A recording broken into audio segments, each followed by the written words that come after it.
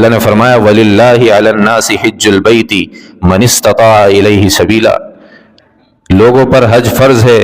اور اس کے لیے جو کہ وہاں جانے کی طاقت رکھتا ہے اس پر حج فرض ہے۔ پھر آگے وعید ذکر کی، فرمایا وَمَنْ كَفَرَ فَإِنَّ اللَّهَ غَنِيٌّ عَنِ الْعَالَمِينَ، کہ جو اس سے منہ موڑے گا، جو حج پر نہیں جائے گا، تو آگے عجیب اللہ نے بات فرمائی، فرمایا غنی عن العالمین، تو اللہ تمام عالم سے غنی ہے، مستغنی ہے، اللہ کو کوئی ضرورت نہیں ہے۔ حدیث کے اندر جو، قرآن کے اندر جو وعید کے الفاظ ہیں وہ مبہم ہیں، اس سے واضح نہیں ہو رہا اللہ پاک کہنا کیا چاہ رہا ہے۔ اور بلاغت کا قاعدہ یہ ہے کہ جب الفاظ، وعید کے الفاظ مبہم ہوں تو اس کی شدت میں اضافہ ہو جاتا ہے۔